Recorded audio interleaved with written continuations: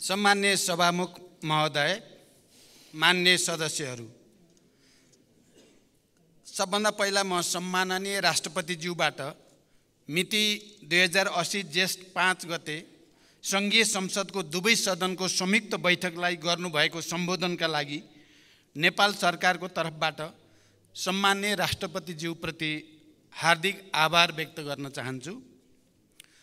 संघीय संसदको संयुक्त सदनमा प्रस्तुत भएको नेपाल सरकारको आर्थिक वर्ष 2080-81 को नीति तथा कार्यक्रम सम्बन्धमा यस सम्मानित सदनमा विगत 5 दिनदेखि लगातार मान्य सदस्यहरूले सक्रियताका साथ सदन छलफल गर्नुभई महत्त्वपूर्ण विचार र सुझावहरू राख्नु भएकोमा म अत्यन्त उत्साहित भएको छु।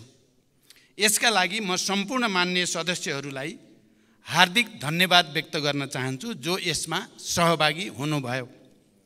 यस प्रकारको रचनात्मक छलफल र बहसले सरकारको नीति तथा कार्यक्रममा गहिरो सोचका साथै सबै महत्त्वपूर्ण पक्षलाई समेटेर आएको सारभूत दस्तावेज नै प्रमाणित भएको मैले महसुस गरेको छु।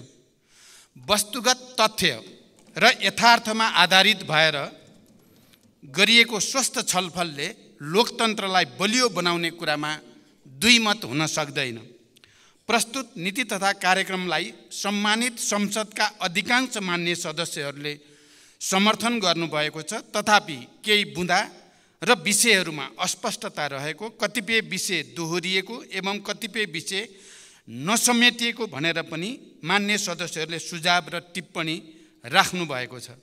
यस पृष्ठभूमिमा म मान्य सदस्यहरूले राख्नुभएका विचार, जिज्ञासा र सुझाव सम्बन्धमा नेपाल सरकारको दृष्टिकोण तथा धारणा राख्न यस सम्मानित सदनमा उपस्थित भएको छु। सम्मान्य सभामुख महोदय, यो छलफलका क्रममा आएका सम्पूर्ण विचारहरूलाई संश्लेषित रूपमा राख्नु पर्दा एउटा यो नीति र कार्यक्रमप्रति सम्पूर्ण रूपले आलोचनात्मक र यसबाट समस्याको समाधान हुन सक्दैन भनेर यसलाई पुरै पुनर्लेखन गर्नुपर्छ भन्ने मान्यतामा टेकिएर आएको छ भने, अर्को चाहिँ यो ठिक ढङ्गले आएको छ, कतिपय चिजहरू सच्याउन सक्दा राम्रो हुन्छ भन्ने हिसाबले पनि आएको छ भने कतिपय मान्य सदस्यहरूको टिप्पणी चाहिँ राम्रोलाई राम्रो भन्नुपर्छ, नराम्रोलाई नराम्रो भन्नुपर्छ, यसमा राम्रो पनि छन् नराम्रो पनि छन् भन्ने यस दृष्टिकोणबाट पनि आएको छ। यसरी हेर्दा तीनटा विचार र प्रवृत्तिहरू प्रष्ट रूपमा यो छलफल बहसमा प्रस्तुत भएका छन् र मान्य कतिपय सदस्यहरू जसले यसलाई आलोचनात्मक पनि राख्नु भएको छ, मान्य सदस्यहरूले राख्दा एउटा चाहिँ भनाइ आएको छ, यो अलि कर्मकाण्डी नै छ।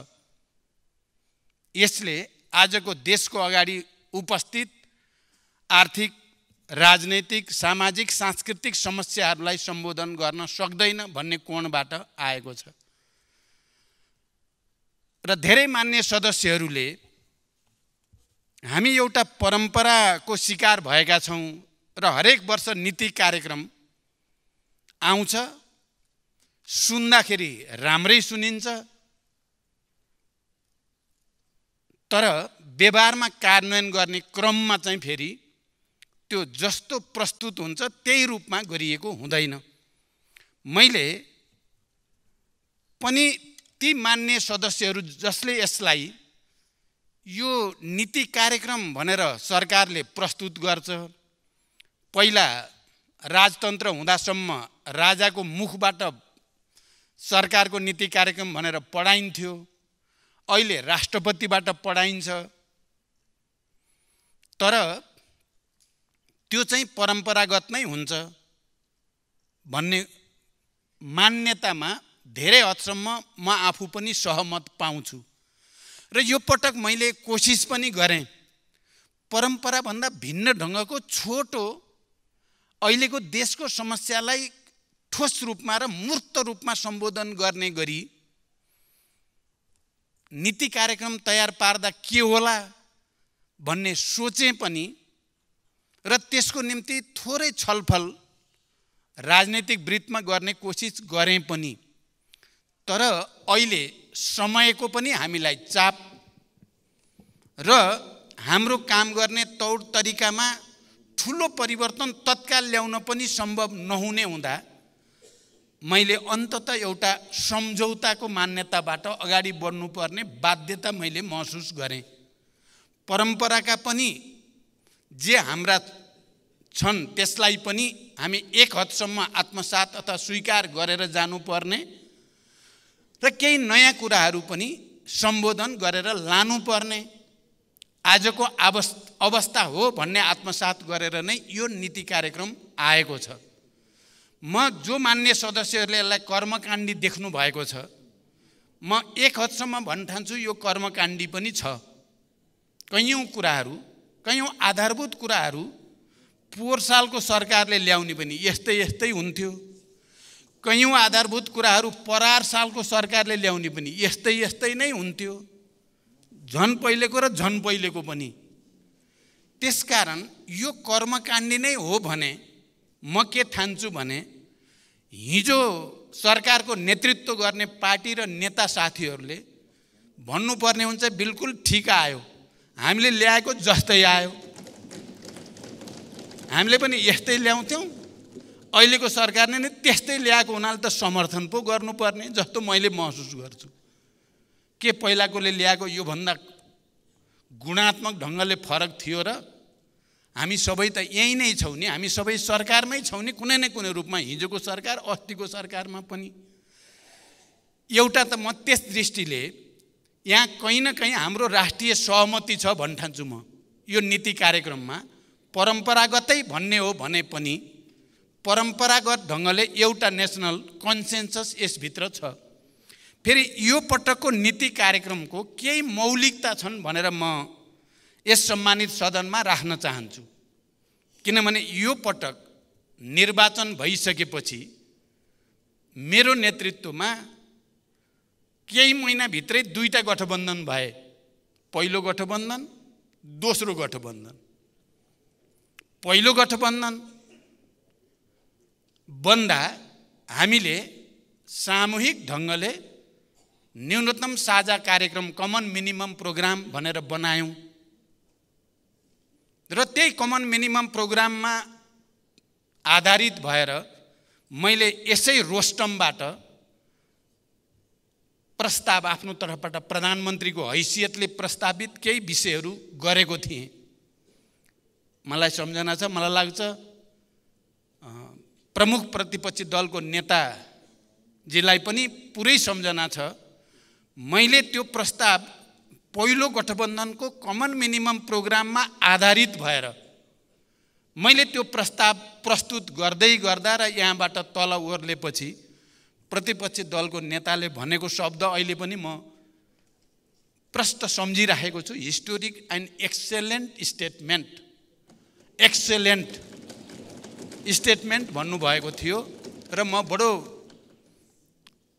ऊर्जावान भएको थिएँ, मलाई बडो खुसी र गर्व महसुस भएको थियो। अनि केही समयपछि दोस्रो गठबन्धन बन्यो। दोस्रो गठबन्धनको कमन मिनिमम प्रोग्राम फेरि अर्को बनाइयो हामीले। त्यति बेला त्यो कमन मिनिमम प्रोग्राम बनाउँदा यो दोस्रो गठबन्धनमा हाम्रो छलफल के भने पहिलो कमन मिनिमम प्रोग्रामलाई पनि हेरेर त्यसका पनि सबै राम्रा कुराहरू यसमा समावेश गर्नुपर्छ भन्ने मान्यतामा आधारित भएर हामीले दोस्रो गठबन्धन गरियो। त्यसकारण यो नीति कार्यक्रम दुवै कमन मिनिमम प्रोग्रामको आधारमा त्यसमा टेकिएको चाहिँ कमन मिनिमम प्रोग्राममा टेकिएको नीति कार्यक्रम हो भन्न चाहन्छु म। त्यसकारण यो विगतको जस्तो परम्परागत नीति कार्यक्रम होइन भन्ने तर्क म राख्न चाहन्छु।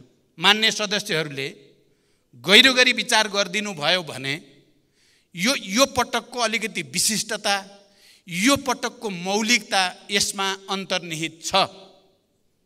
सबै राजनीतिक दल नेताहरू र मान्य सदस्यहरूको पनि अपनत्व र स्वामित्व कुनै न कुनै रूपमा यो नीति कार्यक्रममा प्रतिबिम्बित भएको छ भन्ने कुरालाई आत्मसात गर्न जरुरी छ भन्न चाहन्छु म। सभामुख महोदय, यस अर्थमा यो नीति कार्यक्रम विगतको भन्दा फरक पृष्ठभूमि, फरक सन्दर्भसहित यो आएको छ र यसलाई त्यो रूपमा आत्मसात गर्न जरुरी छ। एउटा अर्को सायद धेरै वर्षपछि नेपालको लोकतान्त्रिक आन्दोलनको इतिहासमा या संसदीय परम्पराको इतिहासमा म त्यस्तो प्रधानमन्त्री बन्ने, अब दुर्भाग्य त भन्नु भएन, सौभाग्य नै भन्नु पर्यो, जो झन्डै 100% मान्य सदस्यहरूको समर्थन प्राप्त गरेँ। मैले विश्वासको मत लिँदै गर्दा सिंगै हाउसको 79.25% को समर्थनसहित प्रधानमन्त्री हुने पहिलो प्रधानमन्त्री बन्ने अवसर पनि मलाई प्राप्त भयो। र अहिले पनि म फेरि उही प्रधानमन्त्री हुँ। म प्रधानमन्त्री दोस्रो गठबन्धनमा गए पनि प्रधानमन्त्री भएको पहिलो गठबन्धनबाट हो। कारण प्रधानमन्त्रीको हैसियतले पहिलो गठबन्धनका मान्य सदस्यहरू या दल नेताहरूले पनि यो प्रधानमन्त्रीमा आफ्नो लगानी छ, आफ्नो पनि योगदान छ भनेर किन नमान्ने? यसलाई नेगेटिभ मात्रै किन हेर्ने? यसलाई पोजिटिभली हेर्यो भने त नेतृत्वको हिसाबले पनि यहाँ सहमतिको, सहकार्यको एउटा पृष्ठभूमि र आधार छ भनेर किन नबुझ्ने? र नेतृत्वको हिसाबले पनि हामी सबैको सामूहिक कन्ट्रिब्युसनबाट बनेको नेतृत्व भनेर किन नबुझ्ने? र मैले त्यही आधारमा यो नीति कार्यक्रम पनि दुईटै कमन मिनिमम प्रोग्राममा आधारित भएको नयाँ नीति कार्यक्रम भनेर मैले तर्क किन नगर्ने? र म मान्य सदस्यहरूलाई यो विषयमा गम्भीर रूपले विचार गर्न हार्दिक अनुरोध गर्न चाहन्छु। सभामुख महोदय, यो हाम्रो मौलिकताभित्र, हाम्रो विशेषताभित्र पर्छ। मैले यसो भन्दै गर्दा म के पनि सम्झिने गर्छु भने हामी नेपालीहरू, नेपालको राजनीतिक नेतृत्वहरू, राजनीतिक दलहरू सङ्घर्ष र एकता र रूपान्तरणको एउटा नयाँ मौलिक संस्कृतिको विकास गर्ने दलहरू पनि हौँ र त्यस्तो नेतृत्वहरू पनि हौँ भनेर हामीले किन आत्मसात नगर्ने? हामीले त्यत्रो युद्धलाई, द्वन्द्वलाई शान्तिमा रूपान्तरण गर्ने, दुईपटक संविधान सभाबाट भए निर्वाचन गरेर भए पनि संविधान बनाइ छाड्ने, त्यो पनि सहमतिबाट, परस्पर विपरीत राजनीतिक धारणा र मुद्दा हुँदाहुँदै पनि शान्ति सम्झौतामा सबै मिलेर सहभागी हुने, सहकार्य गर्ने, अनि सङ्घीय लोकतान्त्रिक गणतन्त्रको संविधान घोषणा गर्दै गर्दा पनि सबै मिलेर त्यसलाई एउटा निष्कर्षमा पुर्याउने हामी नै त हौँ भने अहिले पनि देशमा जे समस्याहरू छन् ती समस्याहरू समाधान गर्न हामीले सहकार्य किन नगर्ने? मैले यो पटक कार्यकारी प्रमुखको जिम्मेवारी जसरी प्राप्त भए पनि प्राप्त भएको सन्दर्भलाई अलिकति विगतको भन्दा भिन्न रूपले अगाडि बढाउने सङ्कल्प मैले लिएकै हो। भिन्न रूपले भन्दा सामाजिक न्याय, सुशासन र समृद्धिका निम्ति सहकार्य राजनीतिक नेतृत्वहरूका बीचमा त्यो जरुरी छ। अहिले कहीँ न कहीँ हाम्रा कतिपय कमजोरीका कारणले, राजनीतिक नेतृत्वका कमजोरीको कारणले, दलहरूका कमजोरीको कारणले जनतामा असन्तुष्टि, निराशा बढ्दो छ। हिजो हामी जति बेला विस्तृत शान्ति सम्झौता गर्दै थियौँ, संविधान सभाको निर्वाचन गरेर एउटा नयाँ संविधान निर्माण गर्दै थियौँ, त्यति बेलाको जनताको भरोसा, हामीप्रतिको आशा अहिले विचलित हुँदैछ र कहीँ न कहीँ असन्तुष्टि र निराशा बढ्दो छ र त्यसले कतै अराजकतातिर जाने र देश निकै अप्ठ्यारो स्थितितिर जाने त होइन भन्ने चिन्ता पनि हामी सबैलाई भएको छ। मलाई लाग्छ हिजो 12 बुँदे समझदारी र शान्ति सम्झौतामा सहभागी त्यसका सहयात्रीहरू र त्यसका प्रमुख सहयात्री भन्न चाहन्छु म, प्रमुख सहयात्रीहरू आज निकै गम्भीर हुनुपर्ने आवश्यकता छ र ती प्रमुख सहयात्री मध्ये मैले नेतृत्व गरेको पार्टी र म आफै पनि एउटा प्रमुख भूमिकामा रहेको हुनाले आजको दिनमा मेरो चिन्ता र मेरो चासो र मेरो पहल कदमी चाहिँ कसरी फेरि एकचोटि राष्ट्रिय एकता र सहमतिको वातावरण बनाउने, अहिले देशका अगाडि विद्यमान सुशासनका समस्या, भ्रष्टाचार लगायत विकृति र विसङ्गतिलाई कसरी सामूहिक रूपले त्यसका विरुद्ध अगाडि जाने, समृद्धिको एउटा नयाँ मोडेल हामीले कहाँबाट पत्ता लगाउने र सामाजिक न्यायद्वारा सबभन्दा तल परेका जनतालाई हामीले कसरी सम्बोधन गर्ने भन्ने चिन्ता र चासोको कारणले म निरन्तर त्यसमा पहल कदमीमा छु। यही सदनभित्र पनि हामी सत्तापक्ष छौँ, प्रतिपक्ष छौँ, हाम्रा विचार र राजनीतिमा कैयौँ अन्तरहरू छन्, यो मानिएको कुरा हो। यो हिजो पनि थिए, आज पनि छन्, भोलि पनि रहन्छन्। जबसम्म यो राजनीतिक दल र प्रतिस्पर्धा रहिराख्छ, यो भोलि पनि रहिराख्ने नै कुरा हो। तर जति बेला देशमा गम्भीर समस्या पैदा हुन्छ, अप्ठ्यारो स्थितिमा देश जान्छ र जनताले थुप्रै समस्याको सामना गर्नुपर्ने अवस्था आउँछ, त्यति बेला हामी नै राजनीतिक दलहरू हौँ, हामी नै राजनीतिक नेताहरू हौँ जसले सहमति, सहकार्य र एकताको माध्यमबाट त्यसको सामना गरेका छौँ। म फेरि पनि एकचोटि नयाँ मान्य सदस्यहरूलाई स्मरण गराउन चाहन्छु, हिजोको शान्ति सम्झौता र संविधान सभाको कुरा मात्रै होइन, विनाशकारी महाभूकम्पको बेलामा म प्रतिपक्ष दलको नेता थिएँ, अरू साथीहरू सरकारमा हुनुहुन्थ्यो, नेपाली कांग्रेसको नेतृत्वमा सरकार थियो। मैले यसै रोस्टमबाट अब म प्रतिपक्ष दलको नेताको भूमिकामा होइन, सरकारसँग सहकार्य गरेर विनाशकारी भूकम्पबाट भएको क्षतिमा जनतालाई राहत दिने, पुनर्स्थापना गर्ने, पुनर्निर्माणको अभियानमा तपाईहरुको साथमा छु भनेर मैले घोषणा गरेको थिएँ र त्यसले एउटा नयाँ माहौल देशभरि बनेको थियो। र त्यसले साँच्चै एकातिर विनाशकारी भूकम्पबाट भएको क्षति पीडामा जनतालाई राहत र मलमपट्टीको भूमिका खेलेको थियो भने अर्कोतिर त्यो परिस्थितिले र त्यो घोषणाले संविधान सभाबाट संविधान बनाउने पनि एउटा निकै सकारात्मक माहौल बनेको थियो। आज पनि म के देख्छु भने जुन आर्थिक संकटको स्थितिमा आज देश छ, सुशासनको दृष्टिकोणले संस्थागत भ्रष्टाचारको जो स्थिति छ माथिदेखि तलसम्म, सामाजिक न्याय र समृद्धिका दृष्टिकोणले जुन समस्या र चुनौतीको हामीले आज सामना गर्नु परेको छ, मलाई के लाग्छ भने यति बेला फेरि हामी यी विषयहरूमा, कम्तीमा पनि यी विषयहरूमा हामी राजनीतिक दल र नेताहरू एक भएर अगाडि बढ्न आवश्यक छ। म यो रोस्टमबाट कुनै औपचारिक जवाफ मात्रै म दिइरहेको छैन। यसो भन्दै गर्दा म के पनि भन्न चाहन्छु भने यही सदनभित्र सत्ता पक्ष र प्रतिपक्षका आफ्ना भूमिका छन्, सिद्धान्त त त्यो कुरा हामी बुझ्छौँ पनि, तर राष्ट्रिय समस्या समाधान गर्ने दृष्टिकोणले, जनताको आवश्यकता र चाहनालाई सम्बोधन गर्ने दृष्टिकोणले हेर्यो भने हामी एक ठाउँमा उभिन आवश्यक छ। कहीँ न कहीँ हामीले समझदारी र सहमति कायम गर्न आवश्यक छ। त्यसकारण प्रधानमन्त्रीको हैसियतले मैले हुन त केही तिता मिठा नमिठा पनि भएका छन्। मैले अघि भने पहिलो गठबन्धनबाट दोस्रो गठबन्धनमा आइपुग्दा त्यसले पैदा गरेका मनोभावना, मनोविज्ञान छन्, त्यो कुरा पनि म बुझ्छु। तर ती मनोभावना र मनोविज्ञान भन्दा ठुलो कुरा राष्ट्र हो, जनताहरूको आधारभूत हितहरूको पक्षमा काम गर्नु हो। त्यसकारण मैले प्रतिपक्ष दलको नेता अलिकति अस्वस्थ हुँदा उहाँको घरमै गएर सभापति शेरबहादुर देउबाजी, पूर्व प्रधानमन्त्री र म समेत हामीले यो सदनलाई सुचारू गर्न र यसलाई व्यवस्थित गर्न र यहाँ हुने बहसलाई रचनात्मक र फलदायी बनाउन हामी एक हुन जरुरी छ भन्ने हामी छलफल गऱ्यौँ। कहीँ न कहीँ त्यसबाट एउटा सकारात्मक माहौल बन्दै गयो र हामीले केही विषयमा परम्परागत ढङ्गले निर्णय गरेनौँ।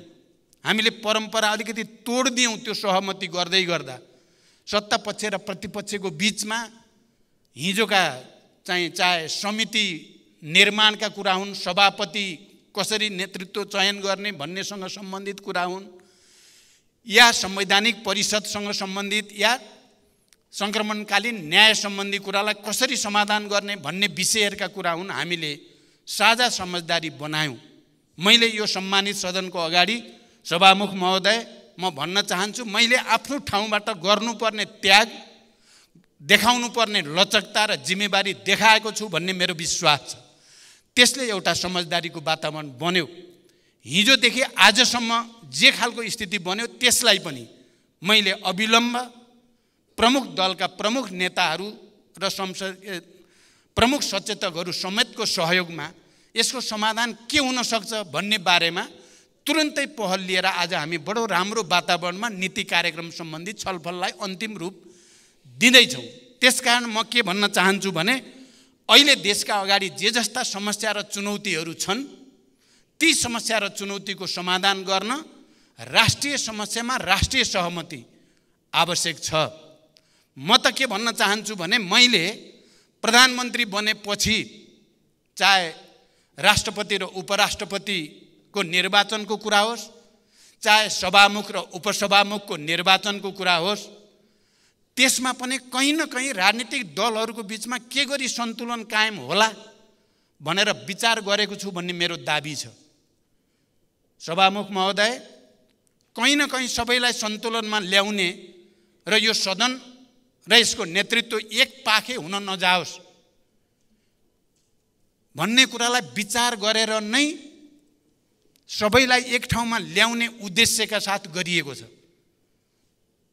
त्यसकारण यो कुरा पनि म यो सम्मानित सदनको अगाडि राख्न चाहन्छु। र फेरि आज देशका अगाडि विद्यमान समस्याहरू, चाहे त्यो सुशासनसँग सम्बन्धित मुख्यतः भ्रष्टाचार र व्यथिति विसङ्गति जो देखा परेका छन् त्यसका विरुद्धको लडाईँ हामी मिलेर मात्रै जित्न सक्छौँ, एक्लै जित्न सकिँदैन। म यो कुरा भन्न चाहन्छु।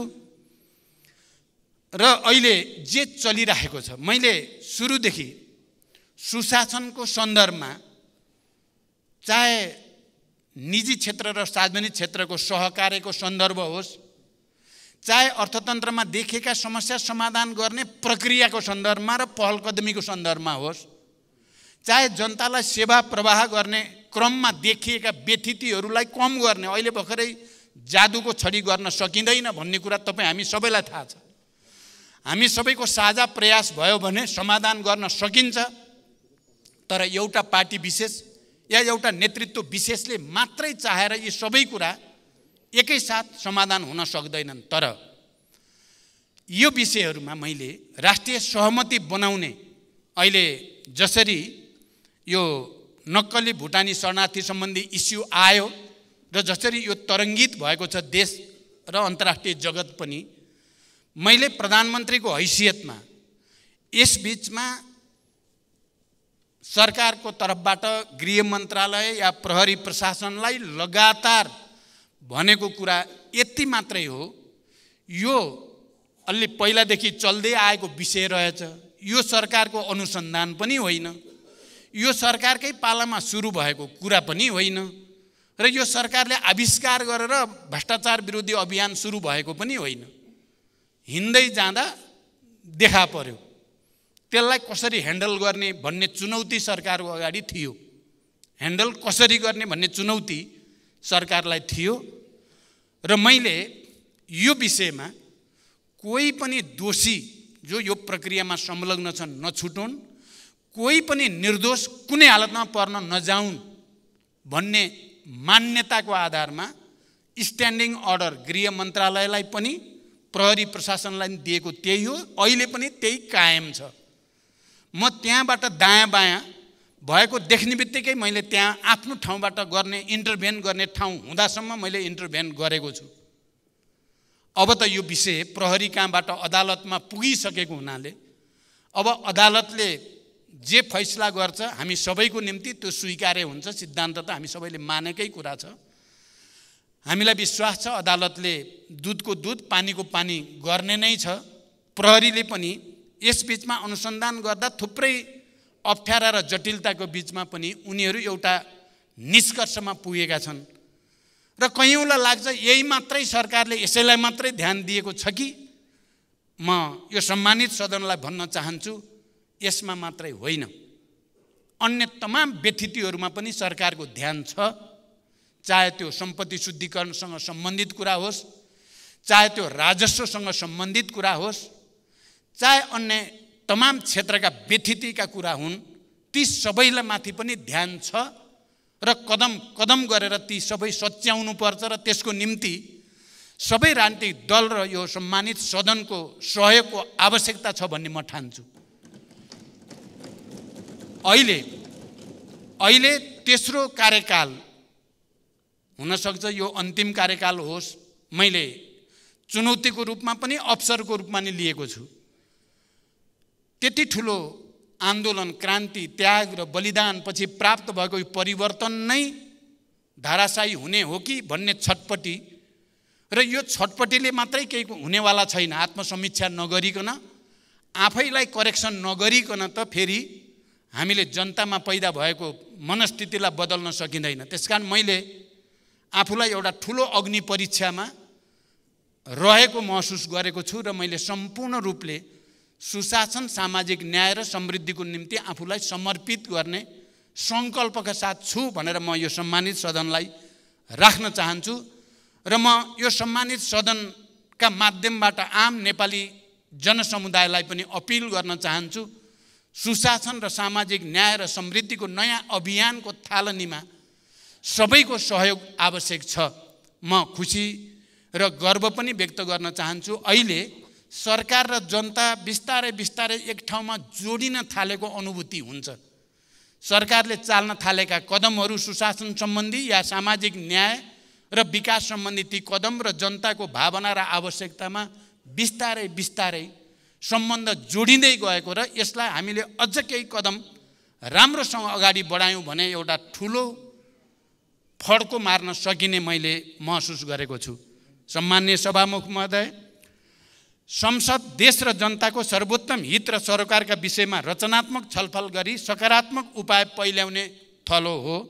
अत यहाँ हुने प्रत्येक छलफल र बहस सकारात्मक परिणतिको अपेक्षासहित हुनुपर्दछ। नागरिकले संसदभित्रका हाम्रा प्रत्येक गतिविधिलाई नजिकबाट नियालिरहेका छन्। जनतामा भ्रम, निराशा र कुण्ठा फैल्याउने हिसाबले होइन, आशा, उमङ्ग र भरोसा बढाउने हिसाबले हामीले हाम्रा विचार र हाम्रा भनाइहरू संसदमा जिम्मेवारी पूर्वक राख्नु पर्दछ भन्ने मलाई लाग्दछ। हाम्रो लोकतान्त्रिक अभ्यासलाई थप परिष्कृत बनाउँदै हाम्रो लोकतन्त्रलाई अझ उन्नत र सुसंस्कृत बनाउने दिशामा हामी सबैको ध्यान केन्द्रित हुन जरुरी छ। यस सन्दर्भमा हिजो र आज यहाँ जे बहस भएको छ, म यसलाई सकारात्मक रूपले बुझ्न चाहन्छु। अहिले समाजमा, हाम्रा मिडियामा, अझ त्यसमा पनि मुख्यतः सोसियल मिडियामा एक खालको अराजकता हो कि भन्ने हामीलाई भान हुन्छ। त्यहाँ प्रयोग हुने भाषा शैली र कतिपय कुरा हामी हेर्न पनि सकिँदैन, सुन्न पनि सकिँदैन। अझ सोसियल मिडियाको कुरा गर्ने हो भने कयौँ समाचारहरू र कयौँ कुराहरू सत्य हुँदैनन्, कपोल कल्पित हुन्छन्। त्यहाँ प्रयोग भएको भाषा धेरै तल्लो स्तरको, सुन्न नसकिने भाषा हुन्छ। त्यहाँ प्रयोग भएका फोटोहरू हेर्न नसकिने फोटोहरू हुन्छन्। यो एउटा अराजकताको स्थितितिर मैले अहिले अध्ययन गर्दैछु। हाम्रा छिमेकीदेखि संसारका उन्नत भनिने देशहरूमा यो प्रक्रियालाई कसरी उनीहरूले नियमन गरेका छन्, कसरी नियन्त्रण गरेका छन्। हाम्रो जस्तो स्वतन्त्रता भन्ने कि अराजकता मैले अन्त कहीँ पनि देखिनँ। हामी मात्रै त्यस्तो ठाउँमा छौँ। हामीले यसलाई नियमन गर्नुपर्ने, हाम्रो भाषा शैलीलाई अलिकति सुसंस्कृत गर्नुपर्ने, हाम्रो मिडियालाई एउटा मान्यताभित्र अभ्यस्त हुने ठाउँमा पुर्याउन सक्नुपर्ने देखिन्छ। र त्यसको सुरुवात हामीले सदनभित्रबाटै गर्नुपर्छ, किनकि सिङ्गो देशको ध्यान सदनतिरै हुन्छ। अहिले त्यहाँ सदनमा नेताहरूले कस्तो भाषा प्रयोग गर्छन्, कस्ता विचार प्रस्तुत गर्छन्, कस्ता नीति योजना कार्यक्रमहरू प्रस्तुत गर्छन् भन्ने कुराले सिङ्गो समाजमा पनि हामीले एउटा संस्कृतिको सम्बोधन गरिरहेका हुन्छौँ र त्यो सञ्चार गरिरहेका हुन्छौँ। त्यसकारण म सबै मान्य सदस्यहरूलाई यो विषय हामी सबैले गहिरो गरी हेक्का राख्नै पर्ने ठाउँमा हामी आइपुगेका छौँ। हामी सबैले धेर थोर गल्ती गरेकै छौँ। विगतमा हामी कोही पनि चोखै छौँ एक्लै भन्ने ठाउँमा हामी छैनौँ। कारण सबैले आत्मसमीक्षा गर्ने र यहाँ हुने बहसलाई पनि स्तरीय बनाउने, अध्ययन गरेर आउने, तथ्यमा आधारित भएर बहस गर्ने कुरालाई जोड दिने, भाषा शैली पनि सुसंस्कृत प्रयोग गर्न, जोडबल गर्ने, गाली गलोज र चाहिँ घोचपेच बढी गरेर केही प्राप्त हुनेवाला छैन भन्ने कुरालाई आत्मसात गर्न जरुरी छ। र यो सायद हामीले आँट्यौँ भने सुरु गर्न सकिन्छ र त्यसले बिस्तारै देशलाई एउटा सभ्यतातिर, एउटा संस्कृतितिर र जनतालाई पनि एउटा बलियो सन्देश एकताको हामी दिन सक्छौँ भन्ने मेरो विश्वास छ। वर्तमान सरकार देशका सामु विद्यमान चुनौतीहरूलाई सम्बोधन गर्दै सुशासन, समृद्धि र सामाजिक न्यायलाई प्रमुख प्राथमिकतामा राखी दृढताका साथ अघि बढेको छ। यिनै प्राथमिकतामा केन्द्रित भई आर्थिक सामाजिक रूपान्तरणका नवीन सोच र कार्यक्रमहरू सहित प्रस्तुत हुने जमर्को गरिएको छ। नेपालको संविधानले दिशानिर्देश गरेका राज्य सञ्चालनका आधारभूत मान्यता, निर्देशक सिद्धान्त तथा नीतिहरू, विश्व समुदाय समक्ष हामीले गरेका प्रतिबद्धताहरू एवं आवधिक योजनामा समाविष्ट दीर्घकालीन महत्त्वका विषयलाई प्रस्तुत नीति तथा कार्यक्रमहरूमा प्राथमिकीकरण गरिएको कुरालाई म सम्मानित सदनलाई स्पष्ट गर्न चाहन्छु। यसले सरकारका प्राथमिकता र महत्त्वपूर्ण नीतिगत विषयलाई दिशाबोध गरेको छ भने अन्य विस्तृत कार्यक्रमहरू बजेट मार्फत सम्बोधन हुने विश्वास समेत म यस सम्मानित सदनलाई ध्यानाकर्षण गराउन चाहन्छु। म तपाईहरू मध्ये कयौं मान्य सदस्यले भने जस्तै यो नीति कार्यक्रममा सदनभित्र छलफल गरेपछि त्यसको आधारमा परिमार्जन हुनुपर्ने हो भन्ने मान्यता राख्ने भित्रै पर्छु।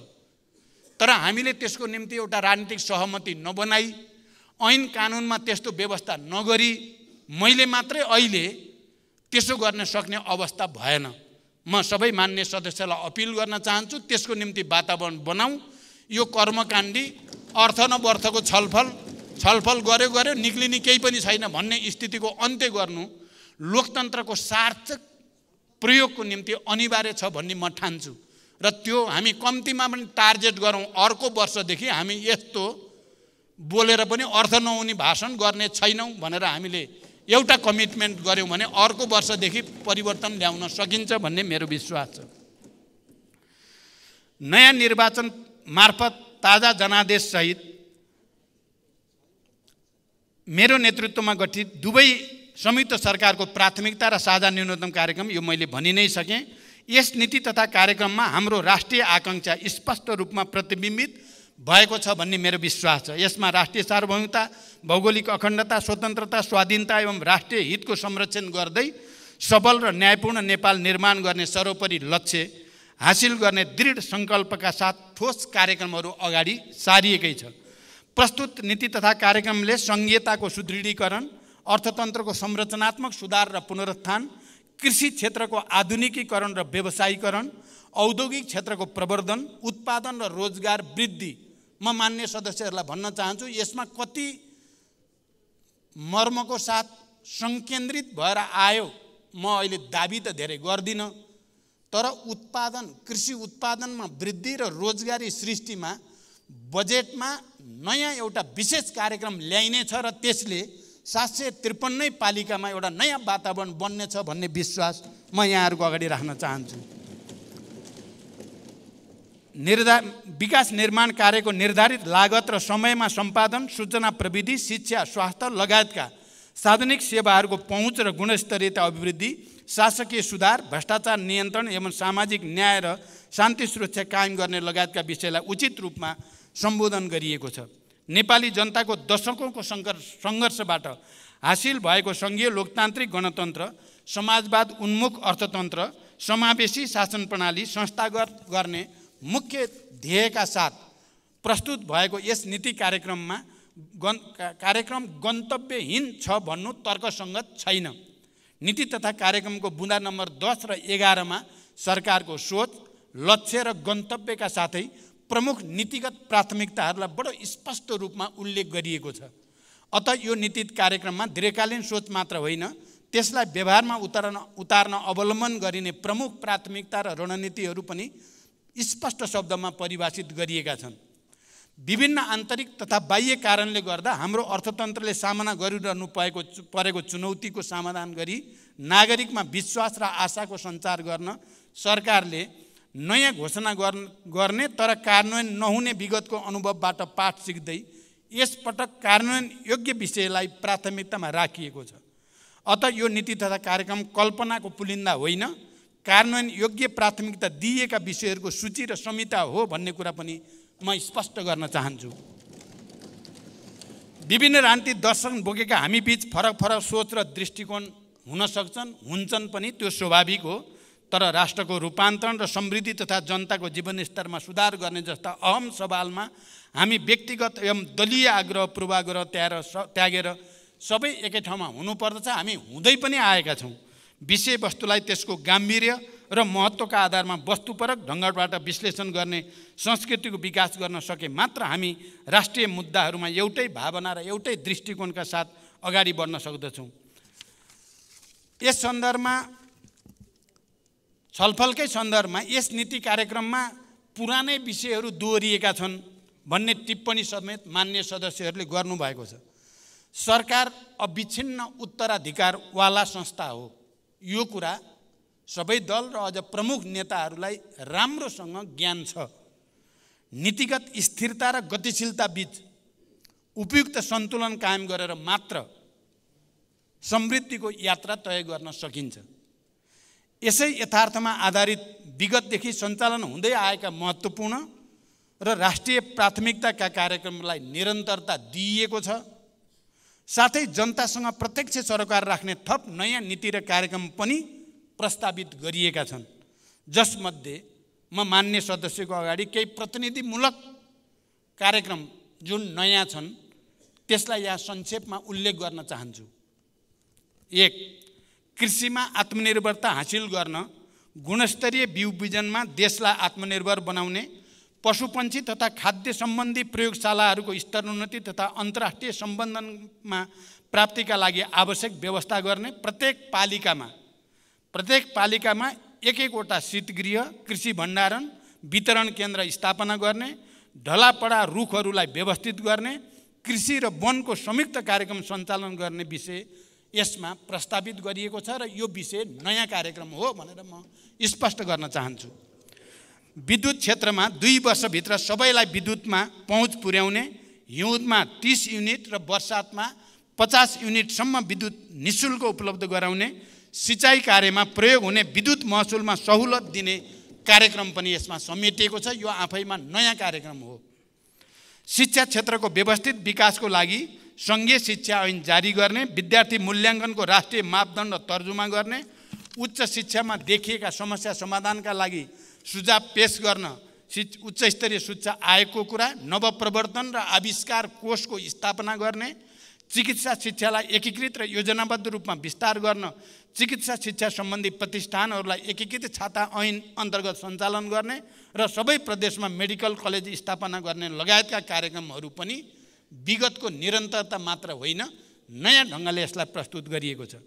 स्वास्थ्य सेवा प्रभावकारी रूपमा प्रवाह गर्न सामुदायिक अस्पतालमा बहिरङ्ग सेवा बिहान 8 बजेदेखि बेलुका 8 बजेसम्म अनिवार्य रूपमा सञ्चालन गर्ने, आधारभूत स्वास्थ्य सेवा प्रवाहका लागि आवश्यक 98 प्रकारका औषधिहरू स्वदेशमै उत्पादन गर्ने, प्रत्येक प्रदेशमा मुटुको शल्यक्रिया र क्यान्सर रोगको समेत निदान हुन सक्ने गरी सुपर स्पेसियालिटी अस्पताल स्थापना गर्ने, आगलागी लगायत विभिन्न दुर्घटनामा परेका घाइतेहरूलाई शीघ्र उपचार गर्न एम्बुलेन्स, दमकल, सुरक्षाकर्मी तथा स्वास्थ्यकर्मी सँगसँगै परिचालन हुने गरी एकीकृत आकस्मिक सेवा प्रणाली स्थापना गर्ने, हिंसा पीडित महिला तथा बालबालिकाका लागि प्रदेश र स्थानीय तहसम्म एकीकृत सेवा सहितको दीर्घकालीन तथा अल्पकालीन पुनर्स्थापना केन्द्र स्थापना गर्ने लगायतका नयाँ कार्यक्रम पनि यसमा समेटिएका छन्। यसै गरी राष्ट्रिय पूर्वाधार गुरु योजना तयार गर्ने, ऊर्जा नीतिलाई समसामयिक बनाउने, आम सञ्चार सम्बन्धी पूर्वाधारको सहप्रयोगको व्यवस्था गर्ने, पूर्वाधार निर्माणमा 2 शिफ्टमा काम गर्ने, उच्च पहाडी र हिमाली क्षेत्रको भौगोलिक नक्साङ्कन गरी धातु, अधातु एवं दुर्लभ भौगोलिक पदार्थ अन्वेषण गर्ने, एक प्रदेश एक सांस्कृतिक ग्राम स्थापना गर्ने, श्रमिकहरूको स्वचालित ज्याला प्रणाली लागू गर्ने जस्ता विषय पनि यो नीति कार्यक्रममा समेटेका छन्, जो आफैमा नयाँ छन्। शासकीय सुधार गरी सुशासन कायम गर्न, सार्वजनिक खर्च पुनरावलोकन आएको सिफारिस समेतको आधारमा वर्तमान समयमा असान्दर्भिक र कार्यमा डुप्लिकेसन दोहोरोपन भएका सरकारी कार्यालय, सार्वजनिक संस्था, विकास समिति तथा कोषहरूलाई एक आपसमा गाभ्ने वा खारेज गर्ने, राष्ट्रिय योजना आयोगको पुनर्संरचना गर्ने, परियोजना ब्याङ्कलाई तिनै तहमा संस्थागत गर्ने, औषधि व्यवस्था विभागलाई औषधि तथा स्वास्थ्य प्रविधि विभागमा रूपान्तरण गर्ने, सबै सार्वजनिक निकायका अनलाइन प्रणालीबीच अन्तर आबद्धता कायम गर्ने, अनलाइन सेवाहरू वडा तहबाट उपलब्ध गराउने, साइबर सुरक्षा सम्बन्धी छुट्टै कानुन निर्माण गर्ने, नागरिकता सम्बन्धी समस्या समाधान गर्ने, 1 वर्षभित्र सबै नेपालीलाई राष्ट्रिय परिचय पत्र वितरण गर्ने, सङ्घीय निजाबती सेवा ऐन ल्याउने र उच्चस्तरीय प्रशासन सुधार आयोग गठन गर्ने, शान्ति प्रक्रिया र सङ्कटकालीन न्याय सम्बन्धी काम 2 वर्षभित्र टुङ्गोमा पुर्याउने तथा उच्च पदस्थ लगायत जो कोहीले गैर कानुनी रूपमा आर्जन गरेको सम्पत्तिलाई छानबिनको दायरामा ल्याउने लगायतका विषयलाई प्राथमिकताका साथ राखिएको कुरा पनि म जानकारी गराउन चाहन्छु। माथिका यी केही विषयहरूले मात्र पनि यो नीति कार्यक्रम केही पनि होइन, कर्मकाण्डी हो, पहिलेकै कुरा दोहोऱ्याइएको मात्रै छ भन्ने कुरालाई गलत साबित गर्छन्, त्यसलाई निराधार साबित गरेका छन्। सम्माननीय सभामुख महोदय, अब म मान्य सदस्यहरूले छलफल उठाउनुभएका केही अन्य विषयमा संक्षिप्तमा स्पष्ट गर्न चाहन्छु। सङ्घीय लोकतान्त्रिक गणतन्त्र हामी सबैको निरन्तर र संयुक्त सङ्घर्षबाट आएको हो। लोकतन्त्रका आधारभूत मान्यता र नागरिक स्वतन्त्रताप्रति वर्तमान सरकारको अटल आस्था, विश्वास एवं प्रतिबद्धता रहेको हो। सङ्घीय लोकतान्त्रिक गणतन्त्रलाई सुदृढ बनाई तीव्र गतिमा विकास र समृद्धिका सपनाहरू पुरा गर्दै जनताको जीवनस्तरमा उल्लेखनीय सुधार ल्याउनु हाम्रो साझा अभिष्ट हो भन्ने कुरालाई दुई मत छैन। मेरो नेतृत्वमा रहेको गठबन्धन सरकार यसका लागि सम्पूर्ण तागतको सहित लागिरहेको कुरा म स्पष्ट गर्न चाहन्छु। लोकतन्त्रलाई सुदृढ गर्ने र राष्ट्रका सामु विद्यमान चुनौतीहरूलाई सम्बोधन गर्ने सवालमा सबै राजनीतिक दलसँग निरन्तर संवाद र सहकार्यमा सरकारले जोड दिँदै आएको तथ्य मैले अघि नै उल्लेख गरि नै सकेको छु। सङ्घ, प्रदेश र स्थानीय तहको अन्तर सम्बन्धलाई परिपूरक र सुदृढ बनाउँदै सङ्घीयता कार्यान्वयन मार्फत लोकतन्त्रको सुदृढीकरण, समावेशीकरण, सामाजिक सुरक्षा, लोक कल्याणकारी कार्यलाई स्थानीय स्तरसम्म पुर्याउन राज्य संयन्त्रहरूमा सबै नागरिकको समान र सहज पहुँच पुर्याउने नीति लिइएको छ। आगामी दिनमा तिनै तहमा रहेको कामको दोहोरोपन, अधिकार क्षेत्रको प्रयोगमा रहेको दुविधालाई सम्बोधन गर्न आवश्यक नीतिगत तथा कानुनी सुधार गर्ने हामीले सङ्कल्प लिएका छौँ। यस सम्बन्धमा संविधान तथा कानुनमा भएका विभिन्न संयन्त्रहरूलाई क्रियाशील तुल्याउने विषयलाई विशेष रूपले जोड दिएको छ। राष्ट्रिय विकास समस्या समाधान समितिको बैठक भयो, सातै प्रदेशका मुख्यमन्त्री र अन्य सम्बन्धित सरकारवालाका बीचमा 2 दिनसम्म हामीले गम्भीर बहस चलाएर राष्ट्रका समस्या कसरी समाधान गर्ने र यो अन्तर सम्बन्धलाई कसरी सुदृढ गराउने भन्ने बारेमा ठोस सुझावहरू प्राप्त भएको छ र सरकार त्यसमा दृढतापूर्वक अगाडि बढ्दैछ। विभिन्न कारणले आयोजना हुन नसकेको अन्तर परिषद लगायतका समन्वयकारी संयन्त्रहरूको बैठक यथाशीघ्र आयोजना गरी कार्यान्वयनमा देखेका अप्ठ्यारालाई सम्बोधन गर्न सरकार प्रतिबद्ध रहेको छ। कोभिड-19 महामारीको प्रभावबाट क्रमशः मुक्तै हुँदै गएको मुलुकको अर्थतन्त्र र सामाजिक क्रियाकलापलाई क्रमशः सामान्य बनाउँदै लाने कुराका सन्दर्भमा रुस युक्रेन बीचको युद्ध र त्यसबाट सृजित प्रतिकूलताले अर्थतन्त्रलाई सन्तुलनमा राख्न पुनः जटिलता निम्त्याएको कुरा हामी सबैलाई अवगत नै छ। इन्धन, खाद्यान्न लगायत वस्तुको अन्तर्राष्ट्रिय स्तरमै भएको अप्रत्याशित मूल्य वृद्धि र आपूर्ति श्रृङ्खलामा उत्पन्न असहज जस्ता उदाहरणहरू ज्वलन्त उदाहरणहरू हुन्। यसबाट हाम्रो अर्थतन्त्रमा अझै पनि चाप रहेकै छ। अर्थतन्त्र पूर्ण रूपमा चुनौतीबाट मुक्त भइसकेकै छैन। यस्तो अवस्थामा आर्थिक पुनरुत्थान र पुनः सबलीकरणका कार्यक्रमहरूलाई प्राथमिकताका साथ अगाडि बढाउने कुरामा सरकार प्रतिबद्ध छ। त्यसैले प्रस्तुत नीति कार्यक्रमले अर्थतन्त्रको पुनर्संरचना र पुनरुत्थानलाई उच्च प्राथमिकतामा राखी तदनुरूप कृषि, उद्योग र सेवा क्षेत्रलाई सन्तुलित तवरले अगाडि बढाउने कुरामा जोड दिइएको छ। उत्पादन र उत्पादकत्व अभिवृद्धि तथा रोजगारी सृजना गरी स्वावलम्बी अर्थतन्त्र निर्माण गर्ने सोच यस नीति कार्यक्रममा अन्तर्निहित रहेको छ। प्रस्तुत नीति कार्यक्रमले वित्तीय, मौद्रिक र अन्य विषय क्षेत्रगत नीति तथा कार्यक्रमको सामञ्जस्यपूर्ण तरिकाले कार्यान्वयन गरी समष्टिगत आर्थिक स्थायित्व कायम गर्न जोड दिएको छ। अर्थतन्त्रको समग्र मागमा आएको ह्रास, तरलताको सङ्कुचन, उच्च ब्याज दर, मूल्य वृद्धि, न्यून पुँजीगत खर्च, बढ्दो चालु खर्च, घट्दो राजस्व परिचालन तथा बाह्य क्षेत्र सन्तुलनमा परेको चापलाई सम्बोधन गर्दै अर्थतन्त्रलाई पुनरुत्थान र चलायमान बनाउने कुरा नीतिमा प्राथमिकताका साथ समेटिएको छ र हामीले समस्याबाट भागेर होइन, समस्यालाई ढाकछोप गरेर होइन, समस्यालाई पनि प्रष्ट रूपमा राख्ने र समाधानका उपायहरू पनि वस्तुगत र व्यवहारिक बनाउने कुरामा जोड दिइएको छ। नीति तथा कार्यक्रमहरूको कार्यान्वयनमा मानव विकास सूचकाङ्कमा पछि परेका कर्णाली प्रदेश, सुदूरपश्चिम प्रदेश र मध्य प्रदेशलाई विशेष प्राथमिकतामा राखिएको छ र तदनुरूप स्रोत साधनलाई परिचालन गर्ने कुरालाई महत्त्वका साथ उल्लेख गरिएको छ। राष्ट्रिय आयको वितरणलाई समन्वयिक बनाउने कुरालाई जोड दिएको छ। यसमा दिगो विकासका लक्ष्यहरू कोही पनि पछि नछुटुन् भन्ने मूल मर्मलाई आत्मसात गरिएको छ। सम्माननीय सभामुख महोदय, प्रस्तुत नीति कार्यक्रमले हालसम्म प्राप्त उपलब्धिहरूलाई संस्थागत गर्दै कृषि, उद्योग, व्यापार, पूर्वाधार, ऊर्जा, पर्यटन, यातायात, सूचना प्रविधि, शिक्षा तथा स्वास्थ्यलाई विकासको मुख्य संवाहक क्षेत्रको रूपमा अघि बढाउने कुरालाई जोड दिएको छ। उत्पादन, उत्पादकत्व र रोजगारी र आय वृद्धि, मानव पुँजी निर्माण, आय असमानता र बहुआयामिक गरिबीको दरमा कमी, दिगो विकास र जलवायु उत्थानशीलता, संघीयताको सुदृढीकरण र सुशासनलाई प्राथमिकतामा राखिएको छ।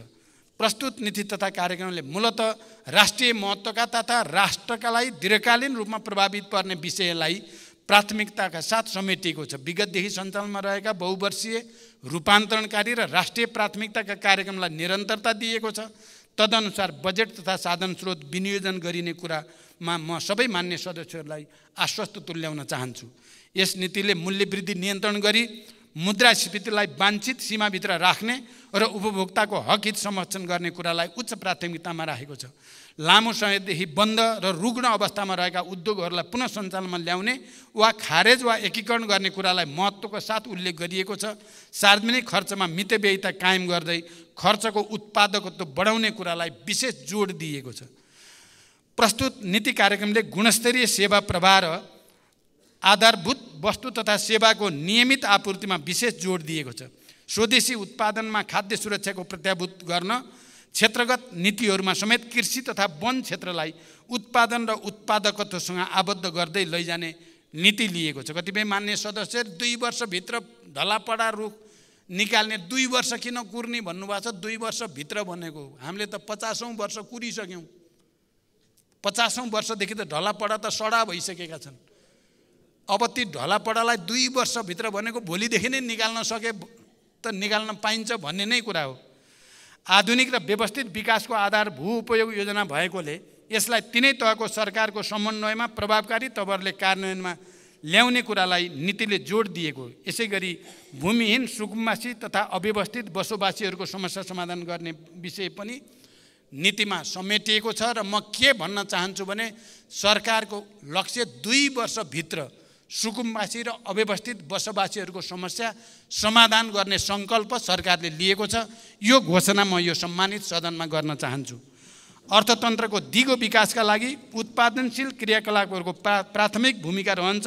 यसको प्रमुख संवाहक निजी क्षेत्र हो। अत निजी क्षेत्रलाई अर्थतन्त्रको विकासमा मुख्य साझेदार मानिएको छ। यसको अर्थ सहकारी र अन्य क्षेत्रबाट हुने योगदानलाई अवमूल्यन गर्नु बिल्कुल होइन। सहकारी क्षेत्रले पुँजी परिचालन, लगानी र रोजगारी सृजनामा खेल्दै आएको महत्त्वपूर्ण भूमिकालाई सरकारले कदापि उपेक्षा वा नजरअन्दाज गर्ने छैन। संविधानमा उल्लेख भए झैँ सार्वजनिक, निजी र सहकारी तीनवटै क्षेत्रको संयुक्त सहभागिता र संलग्नतामा स्वतन्त्र, समृद्ध र समाजवाद उन्मुख अर्थतन्त्र निर्माण गर्न सरकार स्पष्ट पनि छ र दृढ पनि छ। तीव्र औद्योगिकरण मार्फत रोजगारी तथा आय वृद्धि गरी जीवनस्तर उकास्न निजी क्षेत्रले उल्लेख्य भूमिका खेल्न सक्ने कुरालाई मनन गरी निजी क्षेत्र मैत्री नीति र पूर्वाधार विकासलाई सरकारले विशेष जोड दिएको हो। कृषि उत्पादनमा आत्मनिर्भरता हासिल गर्ने लक्ष्यका साथ नेपालमै उत्पादन हुन सक्ने कृषि उपजको उत्पादन र उत्पादकत्व वृद्धि र बजारीकरणलाई जोड दिएको छ। कृषकहरूलाई समयमै रासायनिक मल र उन्नत बिउ बिजन उपलब्ध गराउने तथा वर्षैभरि कृषियोग्य जमिनमा सिँचाइ सुविधा विस्तार गर्ने कुरालाई नीतिले समेटेको छ। साथै स्थानीय तहमा जैविक मल कारखाना स्थापना गर्न सरकारले प्रोत्साहन गर्ने नीति स्पष्ट रूपमा अगाडि सारेको छ। सरकारले उत्पादन र उत्पादकता वृद्धि गरी निर्यात प्रवर्धन मार्फत व्यापार घाटा कम गर्ने उद्देश्य लिएको छ। यस अन्तर्गत तुलनात्मक लाभ भएका वस्तुको पहिचान, प्रशोधन, उत्पादन वृद्धि, बजार विस्तार तथा आन्तरिक उपभोग बढाउने र प्राथमिकता प्राप्त क्षेत्रमा स्वदेशी तथा वैदेशिक लगानी आकर्षित गर्ने कुरालाई जोड दिएको छ। स्वदेशमा उत्पादित वस्तु 20% महँगो भए पनि खरिद गर्ने कुरालाई नीतिले स्पष्टका साथ उल्लेख गरेको छ। व्यापार घाटा घटाउन सरकारले भर्खरै नेपाल व्यापार एकीकृत रणनीति र व्यापार घाटा न्यूनीकरण कार्यक्रम कार्यान्वयनमा ल्याएको छ। व्यापार जन्य पूर्वाधारहरूको विकास र प्रक्रियागत सरलीकरण गरी व्यापार लागत घटाई नेपाली निर्यात जन्य वस्तुको प्रतिस्पर्धी क्षमता बढाउने तथा लघु, घरेलु र साना उद्योगका उत्पादनलाई बजारीकरणमा टेवा पुर्याउने कुरालाई पनि नीतिले जोड दिएको छ। सरकार र निजी क्षेत्रको बलियो साझेदारी विकास गरी उत्पादन र रोजगारीका अवसर विस्तार गर्ने विषय सरकारको उच्च प्राथमिकतामा रहेको छ। यसै मान्यतालाई आत्मसात गरेर नै निजी क्षेत्रबाट अघि बढाइएका मेक इन नेपाल र मेड इन नेपाल लगायतका कार्यक्रमलाई सहयोग गर्ने विषय नीतिले अङ्गीकार गरेको छ। उद्योग प्रशासनलाई सरल र प्रविधि मैत्री बनाउँदै प्रक्रियागत सुधार र लागत कटौती गर्ने विषयलाई प्राथमिकतामा राखिएको छ।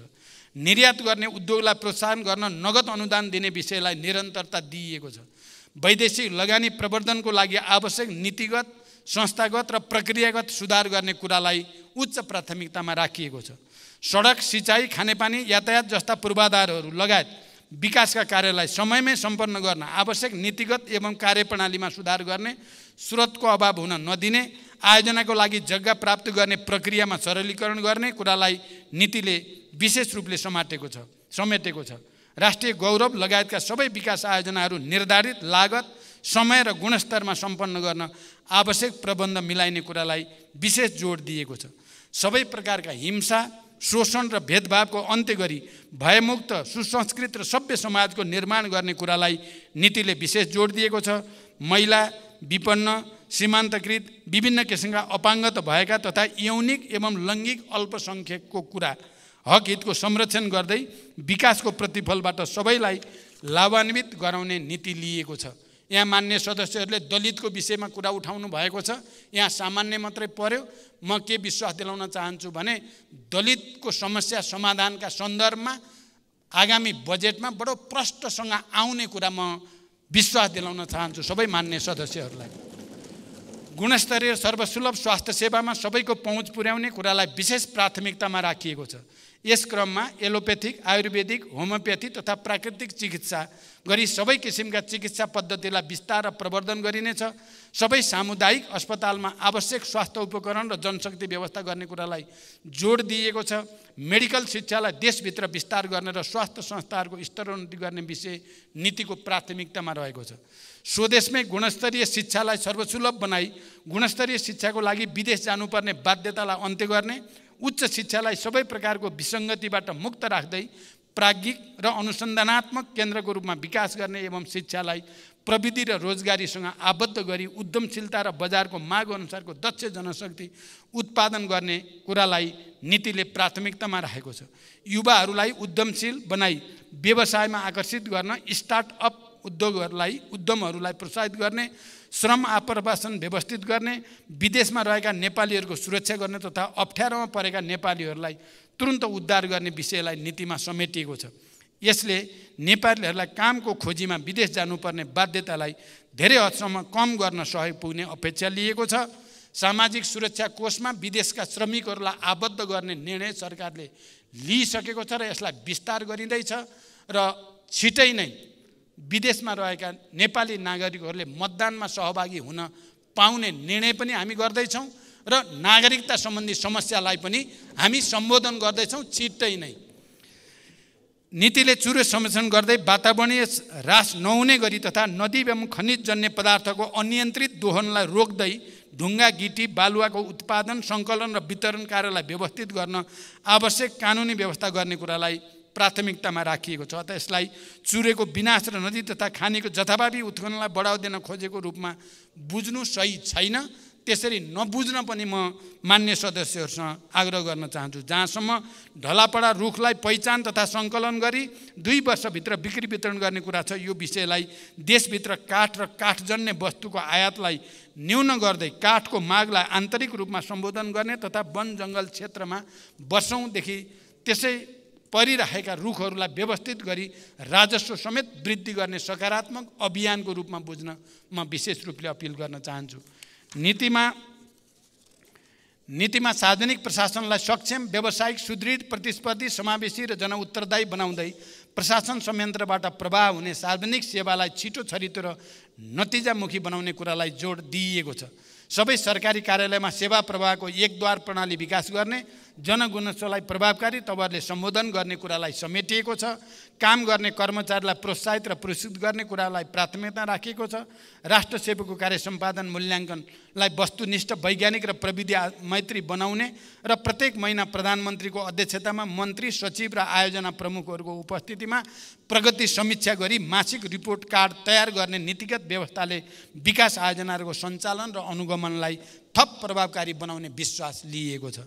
भ्रष्टाचार विरुद्ध शून्य सहनशीलताको नीतिलाई राज्यका सबै तह र तबकामा कडाइका साथ लागू गर्न सरकार दृढ प्रतिबद्धताका साथ अगाडि बढेको छ। भ्रष्टाचार नियन्त्रण सम्बन्धी कानुनमा सुधार तथा भ्रष्टाचार नियन्त्रण गर्ने निकायहरूको संस्थागत सुदृढीकरण र सबलीकरणमा जोड दिएको छ। भ्रष्टाचार हामी सबैको साझा शत्रु भएकोले निरोधात्मक, उपचारात्मक र प्रवर्धनात्मक सबै उपायहरू अवलम्बन गरी कडाइका साथ नियन्त्रण गर्नुको कुनै विकल्प छैन। देशभरिका सरकारी र सार्वजनिक चल अचल सम्पत्तिको अभिलेख तयार गरी संरक्षण गर्ने कुरालाई पनि सरकारले विशेष जोड दिएको छ। भ्रष्टाचार नियन्त्रणका सम्बन्धमा कतिपय मान्य सदस्यहरूले सरकारको अझ प्रधानमन्त्रीकै मुटु पनि हल्लिएको हो कि भनेर आशंका गर्नुभयो। म ती मान्य सदस्यलाई बिल्कुल आशंका नगर्न, बरु सरकारले जो अभियान सुरु गरेको छ त्यसमा दृढतापूर्वक उभिन म अपिल गर्न चाहन्छु। सम्पत्ति शुद्धिकरण निवारण सम्बन्धी कानुन संशोधन गर्नेदेखि सबै किसिमका कर छली, अनियमितता, सुशासन विरोधी क्रियाकलापलाई सरकारले नियन्त्रण गर्ने कुरामा विशेष जोड दिएको छ। नीति अनुसन्धानमा रहेको संस्थागत दोहोरोपन हटाउने, सरकारी तथा सार्वजनिक निकायबाट हुने अध्ययन अनुसन्धान विश्वविद्यालय मार्फत गराइने कुरा समेटिएको छ। यसबाट उच्च शिक्षालाई नवप्रवर्धनात्मक, अनुसन्धान र रोजगारमूलक बनाउन सहयोग पुग्ने अपेक्षा लिएको छ। सभामुख महोदय, नक्कली भुटानी शरणार्थी सम्बन्धमा भएका ठगी, घुसखोरी, सङ्गठित अपराध र राष्ट्रद्रोही कार्यलाई सरकारले गम्भीरताको साथ लिएको छ। हालसम्म प्राप्त तथ्य र प्रमाणको आधारमा पहिलो चरणको अनुसन्धान पुरा गरी 30 जना उप मुद्दा दायर भइसकेको छ। भविष्यमा यस विषयको अनुसन्धानलाई जारी राख्दै कुनै पनि अपराधीले उन्मुक्ति पाउन नसकोस् भन्ने विषयमा सरकार प्रतिबद्ध र संवेदनशील छ भन्ने कुरा म स्पष्ट राख्न चाहन्छु। अनुसन्धान गर्दा दोषीलाई कानुनी दायरामा ल्याउने र निर्दोषलाई अनावश्यक दोषारोपण र दुःख नहोस् भन्नेतर्फ सरकार निरन्तर सजग रहेको जानकारी गराउन चाहन्छु। यो विषय अब देशको प्रतिष्ठासँग मात्र जोडिएको नभएर अन्तर्राष्ट्रिय जगतको पनि उत्तिकै चासोको विषय भएकोले यसलाई राजनीतिक आग्रहभन्दा माथि उठेर हामी सबैले साझा रूपले एउटा सही निष्कर्षमा पुर्याउने र सुशासनको एउटा नयाँ प्रक्रिया सुरु गर्ने आधार बनाउन विशेष रूपले सोच्न जरुरी छ। म त्यसको निम्ति सम्मानित सदन समक्ष र सम्मानित सदन मार्फत आम नेपाली जनसमुदायलाई पनि हार्दिक अपिल गर्न चाहन्छु। परराष्ट्र नीति सञ्चालनमा सबै राजनीतिक दलबीच एउटै धारणा हुनुपर्दछ भन्ने कुरामा सरकार विश्वास गर्दछ र हामीले परराष्ट्र नीतिका मामिलामा देशको राष्ट्रिय एकता, भौगोलिक अखण्डता र देशको भूमिको बारेमा यसै सदनबाट राष्ट्रिय एकताको हामीले घोषणा गरेका छौँ। त्यसमा हामी कसैको विमति छैन। राष्ट्रिय हितलाई सर्वोपरि राखी सार्वभौमिक समानता, पारस्परिक लाभ र सम्मानका आधारमा छिमेकी लगायत सबै मित्र राष्ट्रसँगको सम्बन्धलाई थप प्रगाढ बनाउन सरकार प्रतिबद्ध छ। देशको सार्वभौमसत्ता, भौगोलिक अखण्डता, राष्ट्रियता, स्वाधीनता, स्वाभिमान र सिमानाको सुरक्षाका लागि सरकार सदैव सचेत र प्रतिबद्ध छ। लिम्पियाधुरा, लिपुलेक र कालापानी नेपालको भूमि हो भन्ने कुरामा नेपाल सरकार स्पष्ट छ। थातिरहेका सीमान्त सम्बन्धी विषयलाई ऐतिहासिक सन्धि, नक्सा, तथ्य र प्रमाणका आधारमा कूटनीतिक पहलबाट समाधान गर्न सरकार दृढ छ र प्रतिबद्ध छ। यस नीति तथा कार्यक्रममा मूलतः सरकारको भावी दिशा, नीतिगत व्यवस्था र प्राथमिकता समेटिएको छ। स्रोत व्यवस्थापन सहितको विस्तृत कार्यक्रम र आयोजना बजेट मार्फत प्रस्तुत हुने नै छ। यस नीति तथा कार्यक्रममा उल्लेखित विषयहरूलाई ठोस कार्ययोजनाका साथ समयबद्ध ढङ्गबाट कार्यान्वयन गरी अपेक्षित नतिजा प्राप्त गर्न आवश्यक प्रबन्ध मिलाइएको छ। प्रस्तुत नीति तथा कार्यक्रमका विभिन्न विषयहरूमा मान्य सदस्यहरूले राख्नुभएको संशोधन प्रस्तावका साथै छलफलका क्रममा उठेका विषयमा मैले सम्बोधन गरिसकेकोले सम्बन्धित मान्य सदस्यहरूलाई संशोधन प्रस्ताव फिर्ता लिनको लागि अनुरोध गर्न चाहन्छु र यस नीति तथा कार्यक्रमलाई सर्वसम्मतिबाट स्वीकृति होस् भन्ने म अनुरोध पनि गर्न चाहन्छु। सम्माननीय सभामुख महोदय, आर्थिक वर्ष 80-81 का लागि प्रस्तावित नीति तथा कार्यक्रमले समृद्ध, सबल र न्यायपूर्ण नेपाल निर्माण गर्ने हाम्रो सङ्कल्पलाई साकार तुल्याउन महत्त्वपूर्ण योगदान पुर्याउनेछ भन्ने म विश्वास दोहोऱ्याउन चाहन्छु। यस नीति तथा कार्यक्रमको कार्यान्वयनबाट संविधान र संहिताको प्रभावकारी कार्यान्वयन हुने, उत्पादकत्व र रोजगारीमा वृद्धि भई स्वाधीन, सबल र समाजवाद उन्मुख अर्थतन्त्र निर्माण गर्न योगदान पुग्नेछ। नागरिकको गुणस्तरीय शिक्षा र स्वास्थ्यमा पहुँच वृद्धि हुने तथा सेवा प्रवाहमा सुधार भई जनतामा राज्यप्रतिको विश्वास बढ्ने विश्वास लिएको छु। अन्त्यमा नेपाली जनताको जीवनस्तरमा युगान्तकारी रूपान्तरणको दिशामा यो नीति तथा कार्यक्रम विशेष महत्त्वको हुने विश्वास व्यक्त गर्दै यसको कार्यान्वयनमा सम्बन्धित सबैबाट सक्रिय सहयोग प्राप्त हुने कुरामा म आशावादी छु। हुन त मान्य सदस्यहरूलाई यसलाई पुरै खारेज गरेर अर्को लेख्नुपर्छ पनि भन्नुभएको छ। यो पक्कै पनि सत्ता पक्ष र प्रतिपक्षको हामीले अवलम्बन गर्दै आएको परम्पराको दृष्टिकोणले त ठिकै होला, तर आजको आवश्यकताको दृष्टिकोणले चाहिँ म त्यसरी एक्सट्रिममा हामी कोही जानु उचित छैन भन्ने कुरा राख्न चाहन्छु र हामी मिलेर मात्रै यी समस्या र चुनौतीको सामना गर्न सक्छौँ। साथै सरकारले अघि सारेको नीति तथा कार्यक्रमको कार्यान्वयनमा सबै मान्य सदस्यहरूमा विगतमा झैँ सहयोग र सद्भाव प्राप्त हुने आशा राख्दै आफ्नो भनाइ यहीँ टुङ्ग्याउँछु। धन्यवाद।